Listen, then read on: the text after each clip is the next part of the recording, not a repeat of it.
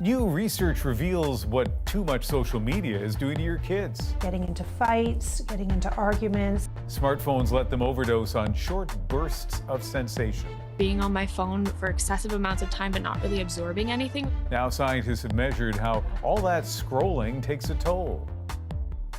Health reporter Christine Burak breaks down the disturbing findings and how to help your kids get back on the right track. Researchers now say almost all teens are spending about 8 to 9 hours a day staring at screens. That includes TV and video games. But new studies are showing what's really taking a toll on their brains is social media. We have these two studies that were able to uniquely show that social media affected behavior and symptoms over the long term. One of those studies included nearly 4,000 Canadian adolescents who participated in annual surveys for 5 years. Researchers found social media use is associated with longer-lasting increases in conduct problems. You would see parallel increases in their tendency to report getting into fights, getting into arguments, acting aggressively. Patricia Conrad teaches psychiatry at the University of Montreal. She says kids do many things on social media, but it's possible that instead of doing mentally challenging tasks that develop strong cognitive and decision-making skills, teens are spending more time passively scrolling through short, unedited content with few sophisticated messages or storylines. It's a very passive way of using your brain and doesn't train it to begin to develop some of the cognitive control that you need in order to be a mature decision maker and thinker. Being on my phone for excessive amounts of time but not really absorbing anything was a very common thing for me. As a teen, Olivia Miller says she felt anxious, depressed, and addicted to her phone. When I experienced overwhelming thoughts or feelings, I would go to my phone and I would just find something that would distract me. 33 U.S. states are now suing Facebook and Instagram owner Meta, alleging it knowingly makes social media addictive to children. Whistleblowers say the company's own in-depth research showed a significant teen mental health issue, including boosting suicidal thoughts. Scientists say they know smartphones reduce well-being. The question is, for what groups, by how much, and what can we do about it? There's really a lack of awareness. Emma Durden is trying to answer some of those questions. She's a Canada Research Chair in Neuroscience and Learning Disorders. Okay, so what do we have here? So this is the FNews cap that we're going to be using today. She and her team here at Western University are studying how screen time and content can rewire our brain. As I'm watching this, what are you guys seeing in my brain? It's telling us which parts of the brain are being activated when you're watching this movie. So if I were to stop watching this and start scrolling through my phone, would you notice a difference?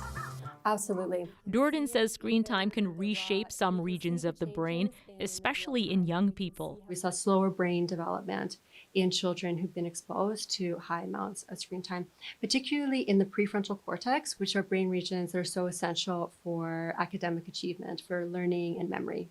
Students are coming to me with concerns that they can't focus during exams because they're so used to scrolling on TikTok or looking through their phone. We're finally starting to get the signals that we need to prompt the regulation.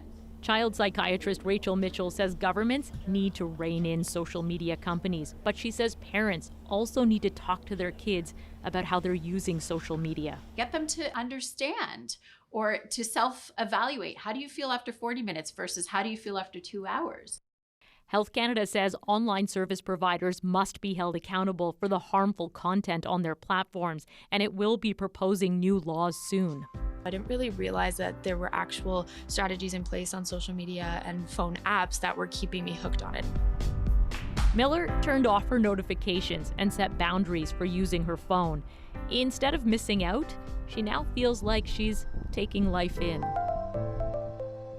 We heard from lots of scientists, but what's a parent to do about all of this? Let's check in with Catherine Johnson-Martinko. She's the author of the recent book, Childhood Unplugged, Practical Advice to Get Kids Off Screens and Find Balance, and she is a mom.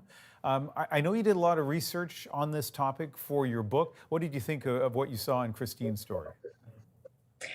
I thought that Christine's story was bang on. I mean, all of the points that she brought up were things that I've researched and have been following, especially recently. I think that there's a lot more research coming out lately that's showing the detrimental effects of excessive social media on kids, and it's really great that we're talking about this. We know that teens are spending upwards of 9 hours a day on their phones, and a lot of that is on social media, and there's been huge shifts in the ways that teens are using their time. They're getting less sleep, they're spending less time with other people in person and more time online, and none of this is a great combination for mental health. So another thing that I think is important to think about is what else are they missing out on when they're spending that much time on their devices? They're missing out on real life, and that's something we should be very worried about. So to quote the subtitle of your book, give us a couple of examples of practical advice to get kids off screens. Yes, absolutely. So I'm a proponent of delay as being a great strategy. So hold off giving your kid a phone as long as you possibly can. I know that's hard. I do have a kid who's in grade 9. He doesn't have a phone yet, and that is a point of ongoing contention between us. But I just don't think that the benefits outweigh the risks yet at this point.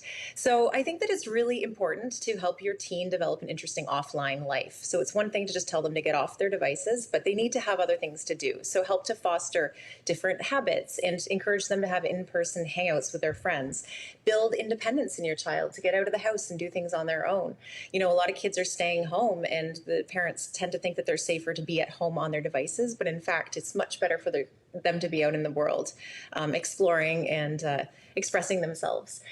One thing that I tell parents is to limit the screen time severely if you can. So it's okay to have really hard limits of like 1 hour a day. 2 hours absolute maximum is what is considered to be non-detrimental. If your kid does want to be on social media, one good strategy is you can let them have those accounts at a certain age, but that they should only be able to access them on a computer.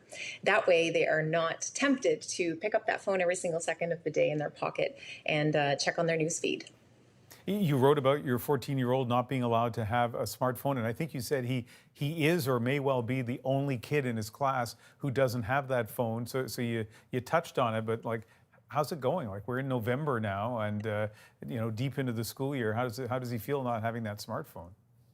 Well, it comes up in conversation for sure. But what's interesting is there's been a lot more discussion this fall about the role of phones in schools. And there's now more and more schools that are choosing to eliminate phones from their schools. They're telling students not to bring them anymore. And so my son is kind of starting to see how much chaos they create in the classroom and how much distraction. We know that teens are really struggling to focus on their lessons. You know, the highest phone users have the lowest grades. That's been shown in studies. So I've told him that even if he had a phone, he would not be allowed to take it to school, which obviously sort of defeats the purpose of having it. You know, over the course of my research, I did talk to teenagers whose parents had restricted their phone use, and these were teens who were, you know, on the other side of high school now, and they were so grateful to their parents for having created those limits. And they said that they struggled to see what a lot of these other teens found so interesting about these tiny devices in their hands all the time. So I do think that there are ways to create more interests and more hobbies and more curiosity about the world when the kids aren't on the devices all the time. All right. Catherine, thank you very much for going through this with us. Oh, my pleasure. Thanks for having me. Catherine Johnson-Martinko is an author and a mom. Bears are becoming bolder, and it could put their lives and human lives at risk. Bears going to learn to associate their backyard, this park right here, this playground with a food source. How to protect your home from becoming a target.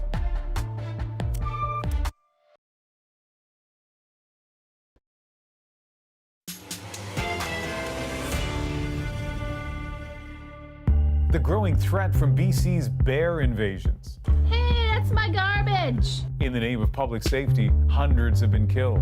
And we understand the public hates it. It feels so unnecessary. Forest fires help drive the problem, but so do some people. These bins aren't being cleaned out.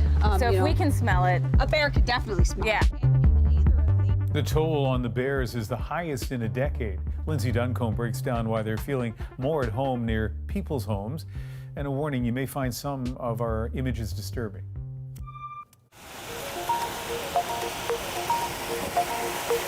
what's the bear situation been like there this year?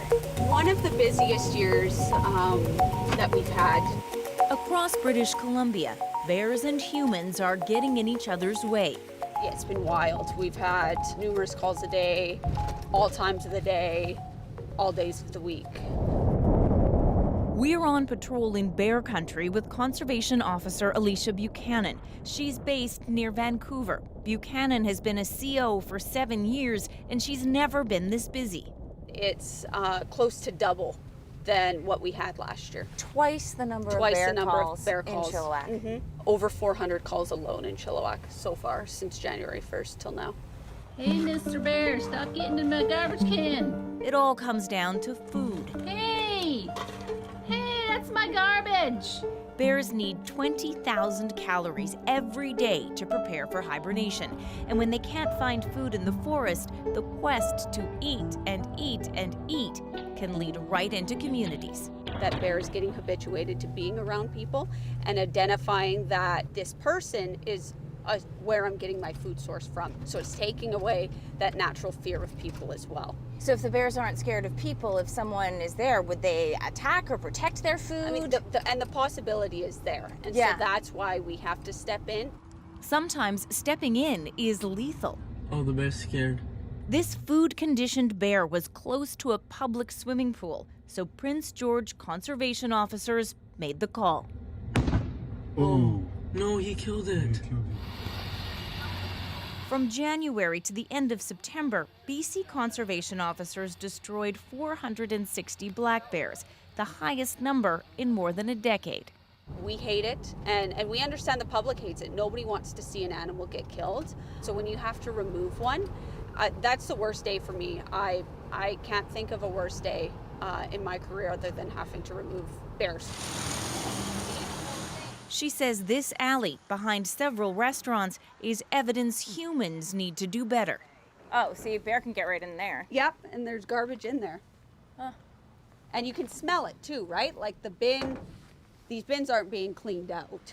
So if we can smell it... A bear could definitely smell it. Yeah, and would it be dangerous for a bear to just become in here? Absolutely, because I mean, if a bear is feeding in either of these are all business doors, and these people, employees, are coming out to put their waste away. They have no idea what's already out here. Not to mention, there's a daycare right at the end of this road with kids. With kids, we certainly don't need bears coming into this. Kids are a concern. This Whistler Park near an elementary school was closed down because a grizzly kept returning to munch on grass at the soccer field. It was trapped and relocated, but still came back. I think it's very reasonable to be worried about having bears in town, but there are so many things we could be doing differently to contribute to their safety as well as our own. Corey Hardiman lives in Prince George. The northern city has been the epicenter of bear-human conflict this season. One of them, this male, in Hardiman's backyard. They shot him, and it was really upsetting, really sad. Obviously, you know, they have a mandate to keep people safe, but it's also, it feels so unnecessary. Who do you blame for the fact that this happens so much in Prince George? I blame the fires. We were socked in by smoke all summer long.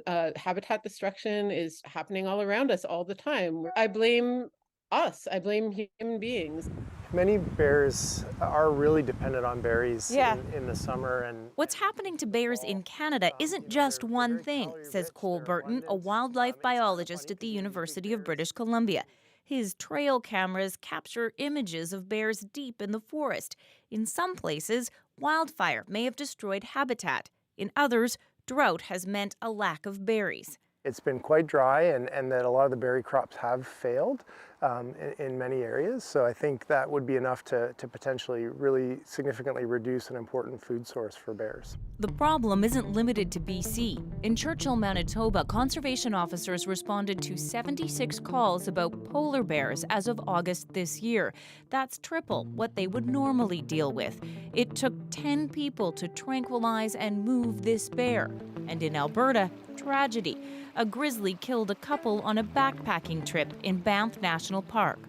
Are these things connected? Are grizzlies and black bears and polar bears experiencing the same stresses? In some sense, yes, because climate change is a global phenomenon. It's a large-scale phenomenon, so we're seeing these changes. A stressful time to be a bear. We're throwing a lot at them, you know, between the changing climate, the growing and dynamic human population. And if we squeeze them in, if we don't give them the space to adapt, there could be trouble.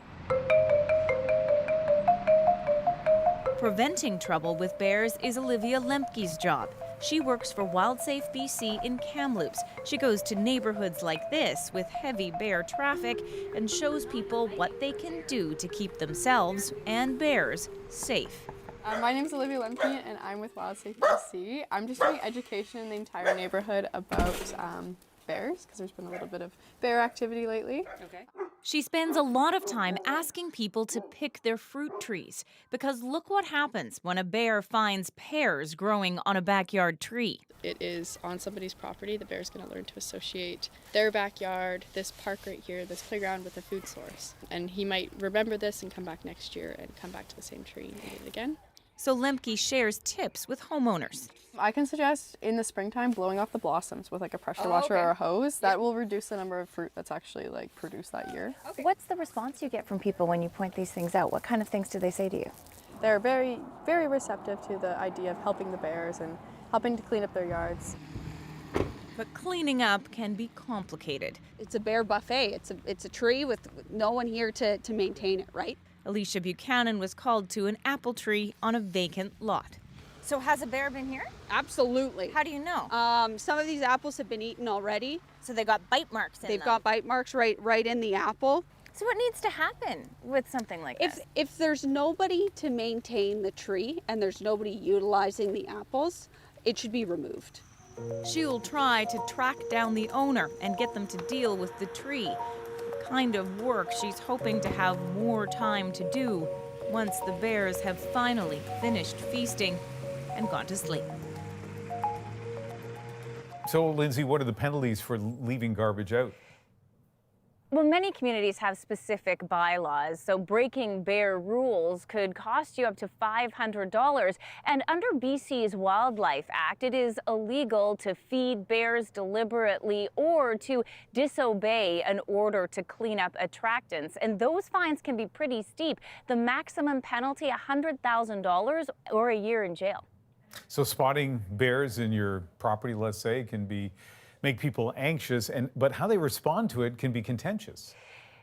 Well, it's really divisive right across the province. We spoke to one man who said his neighbors got mad at him because he called conservation officers after a bear broke through his fence. We heard over and over again that there is reluctance for people to call conservation officers because they don't want to see the bears get shot and killed. Now, conservation officers tell us that that is a last resort. They prefer to tranquilize the bears and relocate them. But the problem is, Ian, sometimes the bears just keep coming back. Lindsay Duncombe reporting from Burnaby Mountain tonight. Coming up, Alaskan skaters hit the jackpot with crystal clear conditions.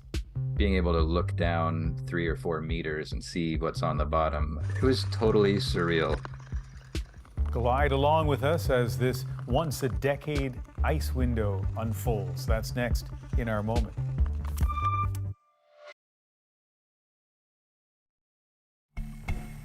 As smooth and clear as glass, skaters in Alaska have been enjoying flawless ice conditions on a group of alpine lakes.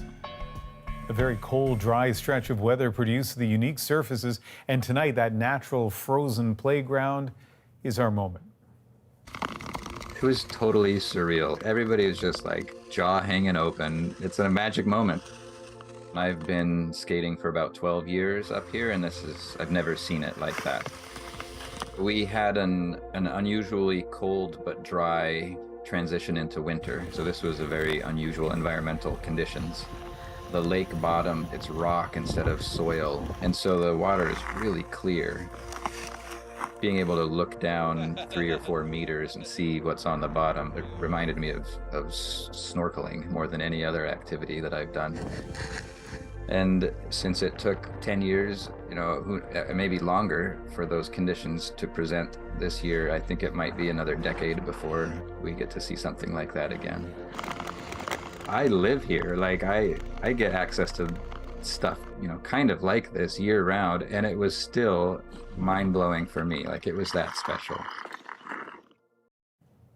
All right, how many of you, I certainly am, jealous looking at those pictures, thinking how fantastic it would be to be skating on that ice. But Luke points out you got to be careful, and they made sure that they had at least 4 inches, 10 centimeters, the kind of minimum safe thickness of ice. They also had ice picks and ropes, and so, you know, if you're thinking about doing that kind of skating on those kinds of conditions, do take care. You can watch anywhere, anytime on the free CBC News app and subscribe to the National's YouTube channel. I'm Ian Hanomansing. Good night from Vancouver.